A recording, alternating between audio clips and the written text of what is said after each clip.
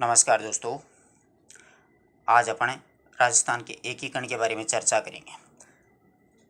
तो आज का अपना हेडिंग है वो क्या होगा? राजस्थान का एकीकरण। तो देखिए, सबसे पहले राजस्थान का एकीकरण कितने चरणों में हुआ वो अपने को पता होना चाहिए। कितने चरणों में हुआ? 7 चरणों में हुआ था। आई बात समझ में? कितने चरणों में हुआ? 7 चरणों में हुआ। अब एकीकरण का ये तो बहुत बार पूछा गया प्रश्न है, कैसी भी एग्जाम्स उठा करके आप देख लीजिए, आपको ये प्रश्न बहुत परीक्षाओं में मिलेगा कि राजस्थान का एकीकरण कितने चरणों में हुआ? 7 चरणों में। लेकिन इसमें कितना समय लगा ये बहुत कम पुस्तकों में मिलेगा। 8 वर्ष 7 माह और 14 दिन लगे थे। ठीक है, एकीकरण में कितना समय लगा था? 8 वर्ष लगे थे, 7 माह लगे थे और 14 दिन लगे थे। और कितने चरणों में पूरा हुआ? 7 चरणों में। अब अपन देखते हैं कि एकीकरण के समय कितनी रियासतें थी। परीक्षा में उठा लिया जाता है तो ध्यान रखिएगा, 19 रियासत थी, 3 ठिकाने थे और एक केंद्र शासित प्रदेश था। अब केंद्र शासित प्रदेश में अजमेर मेरवाड़ा था। अजमेर मेरवाड़ा। आगे बात समझ में है? कोई समस्या? बिल्कुल आराम से एक एक चरण का, 7 चरणों का विस्तार से अध्ययन अपन करेंगे। अब देखिए, 3 ठिकाने थे। पहले 3 ठिकानों की चर्चा कर लेते हैं अपन। एक तो था कुशलगढ़, एक था निमराना और एक था लावा। अब देखिए, कुशलगढ़ जो था वो बांसवाड़ा रियासत में था, ये जो था वो अलवर रियासत में, और ये जो था वो जयपुर रियासत में। अब दिक्कत यहाँ होती है, वर्तमान में ये किस जिले में है? टोंक जिले में है। तो अक्सर परीक्षा में पूछ लिया जाता है कि निम्न में से कौन सा जो ठिकाना है वो अपनी रियासत से अलग था। तो ध्यान रखिएगा, लावा जो था वो जयपुर रियासत में था, पर वर्तमान में लावा है वो किस जिले में स्थित है? टोंक जिले में स्थित है। ये तो कुशलगढ़ तो आज भी बांसवाड़ा में ही है, निमराना आज भी अलवर में ही है, और लावा है वो टोंक जिले में आ गया। उस समय किस में था? जयपुर रियासत में था। आशा करता हूँ यहाँ तक की बात समझ में आई। अब देखो, ये जो ठिकाने होते हैं और ये रियासत होती है, इनमें फर्क इतना ही होता है कि रियासत जो शासक थे उनको तोप की सलामी का अधिकार था, और ठिकाने के जो शासक थे उनको तोप की सलामी का अधिकार नहीं था। बस इतना ही फर्क था, ये ध्यान में रखना। रियासत क्षेत्रफल वगैरह में, जनसंख्या वगैरह में बड़ी होती थी, और ठिकाने होते थे वो छोटे होते थे, यानी छोटे जागीरदार होते थे। तो कुशलगढ़ जो ठिकाना था, इसके जो शासक थे वो कौन थे? हरेंद्र सिंह। कौन थे? हरेंद्र सिंह। आई बात समझ में? निमराना के कौन थे? राजेंद्र सिंह। और लावा के प्रदीप सिंह। ठीक है, इनके शासकों के नाम कम ही पूछे जाते हैं। अक्सर यही पूछा जाता है कि इनमें से क्षेत्रफल में कौन सा बड़ा है। तो ध्यान रखिएगा, कुशलगढ़ सबसे बड़ा ठिकाना था, इसका नाम भी क्या है? सबसे बड़ा है। और लावा नाम भी सबसे छोटा है, इसलिए ये भी सबसे छोटा था। सबसे बड़ा कुशलगढ़ था, सबसे छोटा लावा था। शासक हरेंद्र सिंह था, निमराना का राजेंद्र सिंह था, लावा का प्रदीप सिंह था। आशा करता हूं कि यहाँ तक की बात आपको अच्छी तरीके से समझ में आई होगी। अगर इनमें किसी भी विद्यार्थी किसी प्रकार की कोई समस्या है तो आप लोग पूछ सकते हो। अब अपन 19 रियासतों की चर्चा करेंगे। 19 रियासतें थी, उनका कैसे कैसे राजस्थान में विलय हुआ और किस प्रकार से वर्तमान जो राजस्थान है वो अस्तित्व में आया। बिल्कुल आसानी से एक एक चीज को धीरे धीरे पढ़ेंगे, कोई समस्या नहीं है, कहीं पे नहीं जाना है। तो देखिए, सबसे पहले अपन देखते हैं मत्स्य संघ। मत्स्य संघ, ठीक है। अब मत्स्य संघ में देखिए, 4 तो रियासत थी, एक ठिकाना था। कितनी रियासत थी? 4 रियासत थी, एक ठिकाना। अलवर, भरतपुर, करौली और धौलपुर। अब इनको मिटा दूं, इसको पढ़े रहने दे, क्योंकि निमराना शामिल था। ठीक है ना। अलवर, भरतपुर, धौलपुर और करौली, ये मत्स्य संघ था। इसकी स्थापना कब हुई थी? देखो, 18 मार्च 1948। 18 मार्च 1948। आपको कई पुस्तकों में 17 मार्च भी पढ़ने को मिल सकता है। ये आरबीएससी की जो बोर्ड है माध्यमिक शिक्षा बोर्ड की, उसमें आपको 17 मार्च मिल जाएगा, जबकि राजस्थान विधानसभा का जो पोर्टल है, वेबसाइट है राजस्थान विधानसभा की, वहां पर 18 दी गई है, तो 18 मार्च 1948 है। ठीक है। अब देखिए, अब इसका नामकरण किसने दिया? मत्स्य संघ का नामकरण जो के एम मुंशी, एक विद्वान हुए थे, कन्हैयालाल माणिक्यलाल मुंशी इनका पूरा नाम था, उनके द्वारा इसका नामकरण क्या दिया गया था? मत्स्य संघ नामकरण दिया गया था, क्योंकि प्राचीन काल में भरतपुर और अलवर का जो क्षेत्र था वो मत्स्य जनपद क्षेत्र में आता था, इसलिए इसका नामकरण क्या रखा था? मत्स्य। अब इसकी राजधानी है वो किसको बनाया गया था? अलवर को बनाया गया था। राजधानी कौन सी बनी थी? अलवर बनी थी। इसका उद्घाटन कहां पर हुआ? भरतपुर के लोहागढ़ में उद्घाटन हुआ था। इसका उद्घाटन किसने किया था? एन.वी. गौडगिल। तो देखिए, इनका पूरा नाम था नरहरि विष्णु गौडगिल। ध्यान रखना, एन.वी. गौडगिल का पूरा नाम क्या था? नरहरि विष्णु गौडगिल। के एम मुंशी का पूरा नाम कन्हैयालाल माणिक्यलाल मुंशी था। कन्हैयालाल माणिक्यलाल मुंशी था। आई बात समझ में? अब देखो, राज प्रमुख किसे बनाया गया था? तो धौलपुर के शासक थे उदयभान सिंह, इनको क्या बनाया गया था? राज प्रमुख। ठीक है। करौली के शासक थे गणेश देवपाल सिंह, उनको क्या बनाया गया था? उपराज प्रमुख। अलवर के शोभाराम कुमावत को प्रधानमंत्री बनाया गया था। अलवर के शोभाराम कुमावत को क्या बनाया गया था? प्रधानमंत्री है वो बनाया गया था। आई बात समझ में? इसका उद्घाटन कब हुआ था? 18 मार्च 1948 को हुआ था।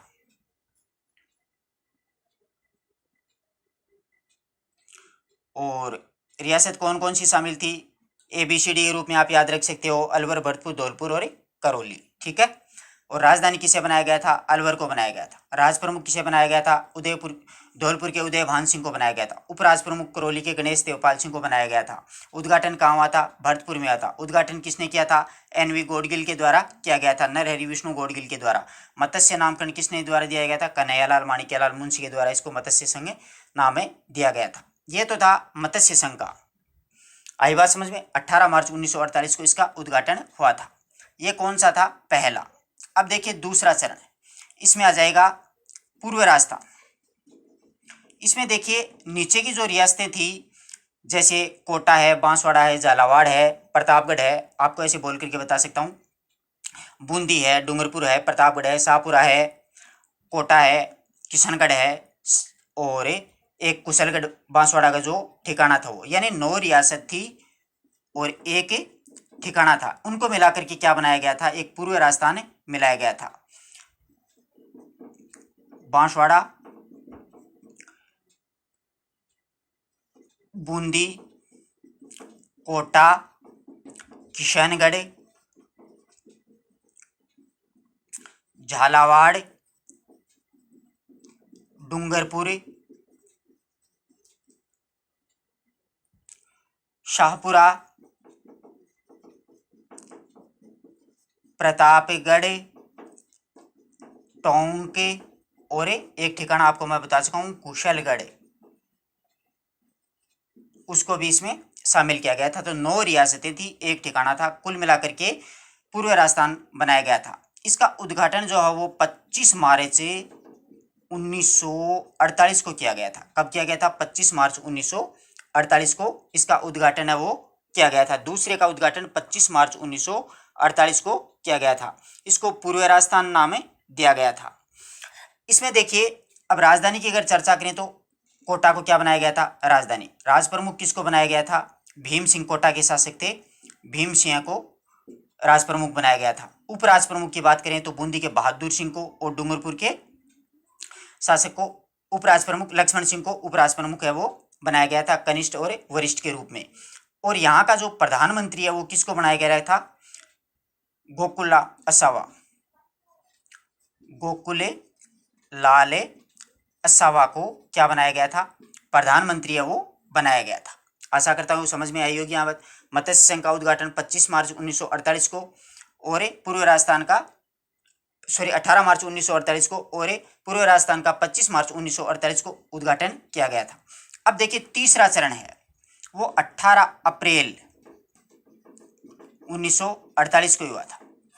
तीसरा जो चरण है उसका उद्घाटन है वो 18 अप्रैल 1948 को। इसमें जो पूर्वी राजस्थान था इसमें एकमात्र रियासत जोड़ी गई थी उदयपुर, और इसका उद्घाटन दोनों का ही एनवी गौडगिल के द्वारा ही किया गया था। नरहरि विष्णु गौडगिल के द्वारा ही मत्स्य संघ और पूर्वी राजस्थान दोनों का उद्घाटन किसके द्वारा किया गया था? नरहरि विष्णु गौडगिल के द्वारा।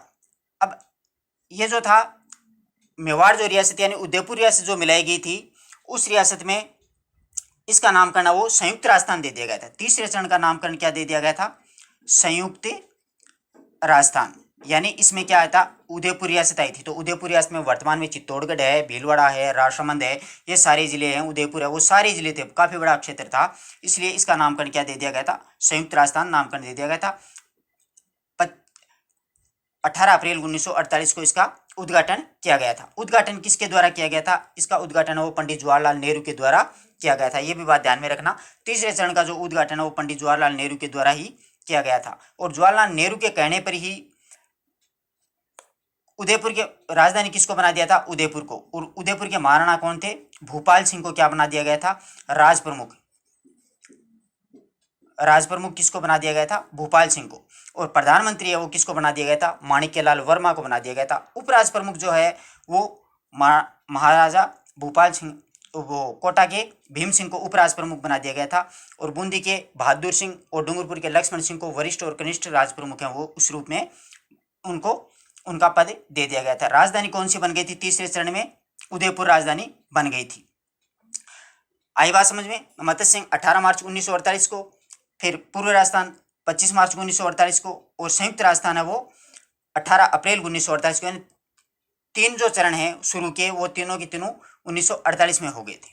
अब देखिए चौथा जो चरण है उसमें 4 बड़ी बड़ी रियासतें और एक ठिकाना है वो मिलाया गया था।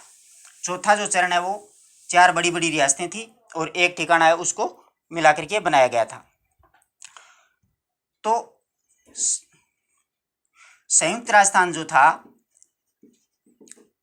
उसमें 4 रियासत प्लस एक ठिकाना। अब 4 रियासत देखो बिल्कुल आसानी से याद रह जाएंगी। जयपुर, जय पे नाम है, जोधपुर, जैसलमेर और बीकानेर, और यहां पर एक लावा जो ठिकाना था उसको भी शामिल किया गया था। अब देखिए अब इसका नामकरण है चौथे का, वो नामकरण वो क्या कर दिया गया था? इसका नामकरण जो है वो वृहत राजस्थान कर दिया गया था। चौथे चरण का नामकरण क्या कर दिया गया था? वृहत राजस्थान। और इसका जो उद्घाटन है वो कब किया गया था? 30 मार्च 1949 को इसका क्या कर दिया गया था? उद्घाटन किया गया था। 4 बड़ी बड़ी रियासतें मिला दी गई थी। इसका नामकरण क्या कर दिया गया था? वृहत राजस्थान। अब देखो अब जो राजधानी है, अब राजधानी किसको बना दिया गया था? जयपुर को राजधानी बना दिया गया था। सबसे बड़ा क्षेत्रफल में यही रियासत थी, हर एक साधन संपन्न रियासत थी। परंतु इसी के साथ में जैसे कोटा है, उदयपुर है, जोधपुर है, बीकानेर है, भरतपुर है, वो भी सारे के सारे क्या हो गए? अपने आप में स्वतंत्र होने चाह रहे थे कि हमें भी ये भी दावा ठोकने लगे कि राजधानी हमारा क्षेत्र या हमारी रियासत है वो भी बन सकती है। तो इन सभी को क्या किया कि सरदार वल्लभ भाई पटेल ने इसका उद्घाटन किया था। तो सरदार वल्लभ भाई पटेल ने जयपुर के महाराजा मान सिंह है उसको क्या बना दिया था? राज प्रमुख।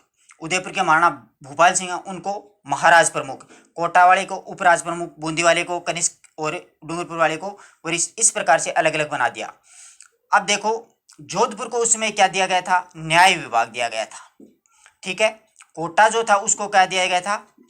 वन विभाग दिया गया था। बीकानेर जो है उनको क्या दी गई थी? शिक्षा विभाग दिया गया था। उदयपुर जो है उसको क्या दिया गया था? खनिज विभाग दिया गया था। और भरतपुर जो है उसको क्या दिया गया था? कृषि विभाग दिया गया था। इस प्रकार से इन सभी को एक एक विभाग देने की वजह से ये सारे के सारे क्या हो गए? शांत हो गए, सारे के सारे खुश हो गए। इस कारणवश है ना राजस्थान का जो टूटने से है वो बच गया। सरदार वल्लभ भाई पटेल ने अपने कूटनीति से इन सभी को शांत कर दिया था। राज प्रमुख मान सिंह आजीवन बन गए थे 30 मार्च 1949 ईस्वी को, और 30 मार्च को राजस्थान दिवस के रूप में मनाया जाने लगा था। और उसके बाद में हीरालाल शास्त्री वो यहाँ के क्या बन गए थे, प्रधानमंत्री बन गए थे। हीरालाल शास्त्री क्या बन गए थे, प्रधानमंत्री। हीरालाल शास्त्री हैं वो प्रधानमंत्री बन गए थे। अब इन सभी को जो राजधानी जयपुर बनाया गया था, इसके पीछे पी सत्यनारायण राव एक क्या बनी थी, समिति बनी थी। पी सत्यनारायण राव, कौन सी समिति बनी थी, पी सत्यनारायण राव समिति बनी थी। उसकी सिफारिशों पर जयपुर को क्या बनाया गया था, पी सत्यनारायण राव। इस समिति की सिफारिशों पर जयपुर को क्या बनाया गया था, राजधानी बनाया गया था। और उसके बाद में इन सभी को क्या दे दिया गया था, अपना अपना विभाग है वो दे दिया गया था। अब देखो चौथा चरण, अब आ गया है पांचवा चरण। अगला चरण देखते हैं अपन, यहां तक क्या ये बात समझ में। अब पांचवा जो चरण है उसका उद्घाटन है वो कब किया गया था, पांचवें चरण का उद्घाटन जो है वो 15 मई 1949 ईस्वी किया गया था। 15 मई 1949 को पांचवें चरण का। इसमें क्या हुआ था कि जो वृहद जो राजस्थान था, वृहद राजस्थान में क्या मिला लिया गया था, मत्स्य संघ मिला लिया गया था। ये किसकी सिफारिशों पे बना था, यहां पे प्रश्न अच्छा बनता है परीक्षा उपयोगी। शंकरदेव राय, शंकरदेव राय समिति की सिफारिशों से मत्स्य संघ का राजस्थान में क्या कर लिया था, वृहद राजस्थान में क्या कर लिया गया था, मिला लिया गया था। और उसी प्रकार से राजधानी तो वही रहेगी, जयपुर थी। राज प्रमुख की चर्चा करें तो मान सिंह ही रहे थे। उपराज प्रमुख की बात करें तो महाराणा भोपाल सिंह रहे थे। इस हिसाब से शोभाराम कुमार तो उनको हीरालाल शास्त्री जो मंत्रिमंडल है उसमें शामिल कर लिया गया था। यहां तक पांचवा चरण। अब छठा चरण है वो 26 जनवरी 1950 को, छठा चरण। उसमें क्या हुआ था, उसमें सिरोही रियासत को मिलाया गया था। सिरोही रियासत बची थी, उसको किस में मिला लिया गया था, राजस्थान में मिला लिया गया था 26 जनवरी 1950 को। राजधानी आपको बस वही है जयपुर राजधानी है, मान सिंह राज प्रमुख हैं और प्रधानमंत्री हीरालाल शास्त्री हैं। अब सातवां जो चरण है उसमें 1 नवंबर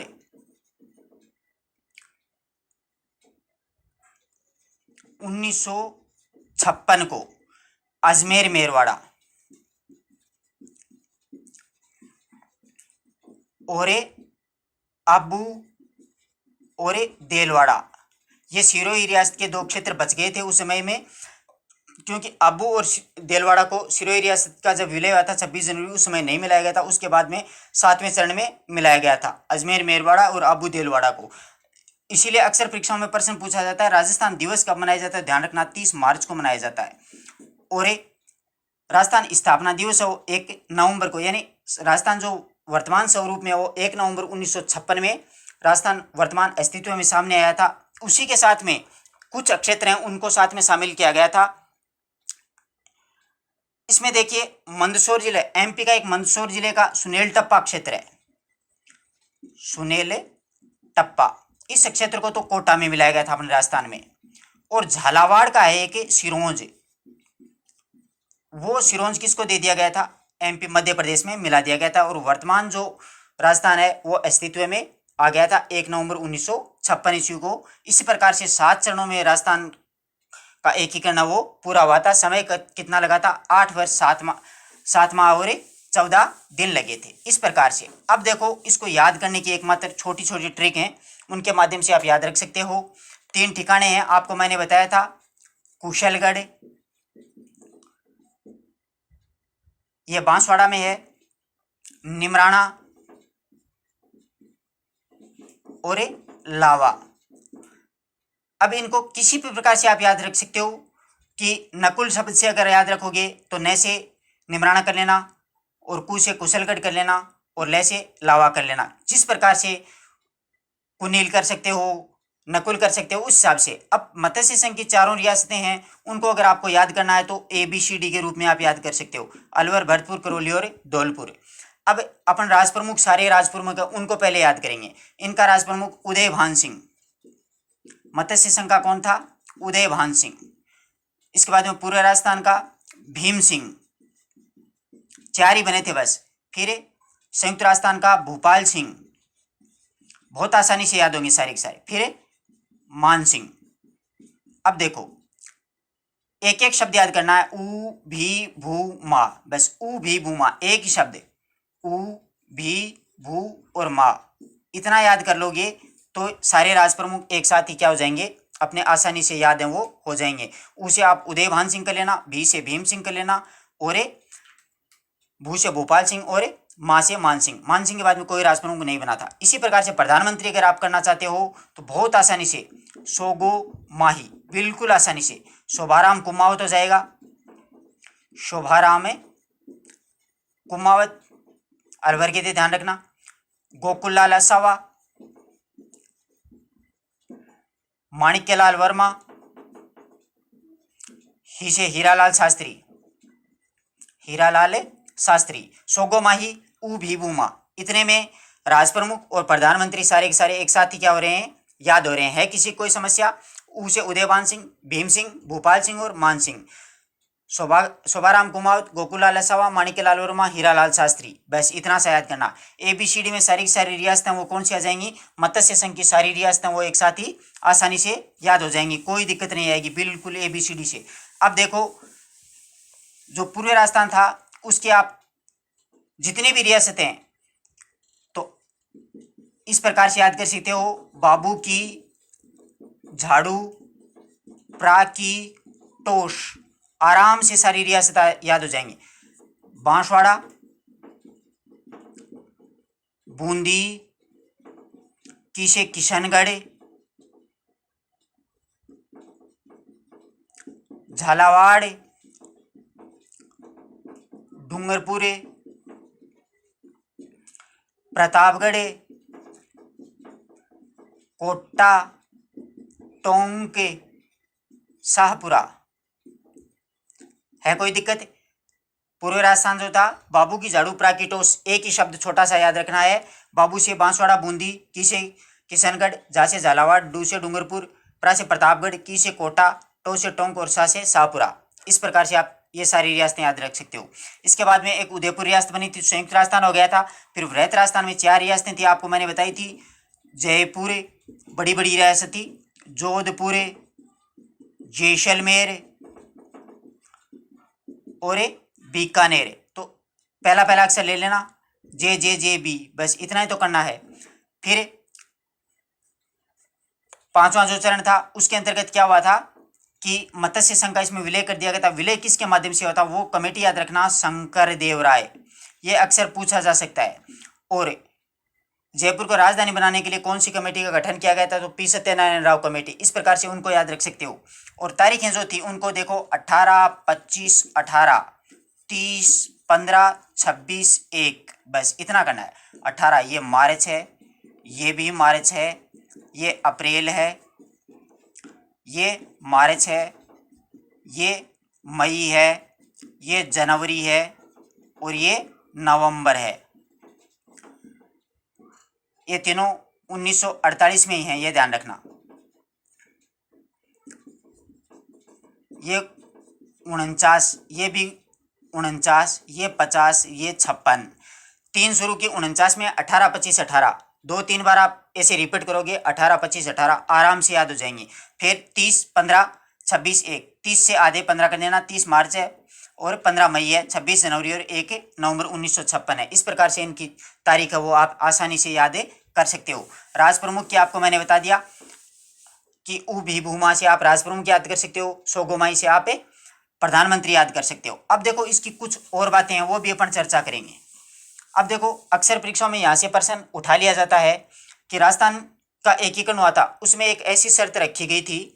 उस शर्त में यह कहा गया था कि कौन सी ऐसी रियासत है जिनके पास 1 करोड़ की आय हो और 10 लाख से अधिक जनसंख्या हो, वो अपने आप में रियासत है, वो अपना आप में स्वतंत्र अस्तित्व रख सकती है, यानी स्वतंत्र रह सकती है। उसको विलय के लिए कोई बाध्य नहीं किया जाएगा। तो राजस्थान की मात्र 4 रियासतें थी मित्रों, ध्यान रखना। उदयपुर, जोधपुर, जयपुर और बीकानेर।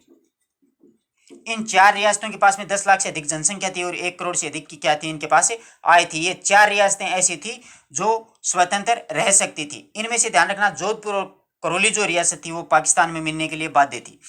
एक बात और, बांसवाड़ा रियासत के शासक थे ठाकुर चंद्रवीर सिंह, उन्होंने विलय पत्र पर साइन करते हुए ये बात कही थी कि मैं मेरे डेथ वारंट पर हस्ताक्षर कर रहा हूं। यह कथन किस रियासत के शासक से संबंधित है? तो ध्यान रखना, बांसवाड़ा। बांसवाड़ा रियासत के चंद्रवीर सिंह ये शासक थे। उन्होंने विलय पत्र पर सिग्नेचर करते हुए यह बात कही थी कि मैं मेरे डेथ वारंट पर क्या कर रहा हूं? हस्ताक्षर कर रहा हूं।